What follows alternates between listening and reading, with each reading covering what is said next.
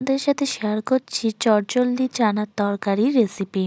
প্রথমে কাবলি ছোলাগুলো সারা রাত ধরে জলে ভিজিয়ে রেখেছি। তারপরে কাবলি ছোলাগুলো সামান্য নুন দিয়ে একটু সেদ্ধ করে নিয়েছি।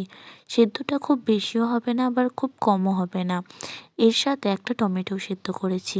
তারপর কড়াইতে দিয়ে দেব সামান্য সর্ষের তেল, শুকনো লঙ্কা, তেজপাতা, জিরে আর দুটো ছোটো এলাচ ফাটিয়ে দিয়ে দিয়েছি। এখানে আরও কিছু দেওয়া যেতে পারে, যেমন দারচিনি, লবঙ্গ। আমি এখানে ওগুলো ব্যবহার করিনি।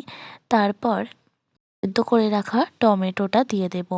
দিয়ে দিয়ে দেব সেদ্ধ করে রাখা আলু।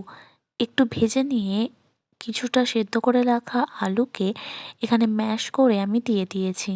এরপর ভালোভাবে একটু ভেজে নিচ্ছি। একটু জল দিয়ে দিলাম।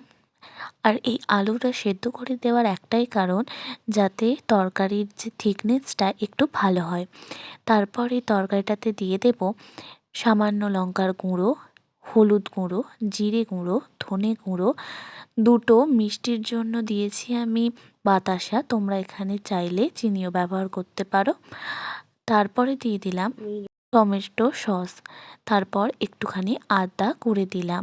তারপর আরেকটু ভেজে নিয়ে তেল ছেড়ে উঠলে দিয়ে দিলাম আমাদের সেদ্ধ করে রাখা চানাটা। এখানে কিন্তু আমি ওই চানার জলটাই ব্যবহার করেছি, চানার জলটা এখানে আমি ফেলিনি। তারপর এতে দিয়ে দিলাম স্বাদ মতন নুন। তারপর চানা মশলা, মিট মশলা দিয়ে আরেকটু ফুটিয়ে নিয়েই তৈরি হয়ে যাবে আমাদের চানা। আমার ভিডিও যদি ভালো লাগে তাহলে একটা লাইক আর আমার চ্যানেলটা সাবস্ক্রাইব করে দিও।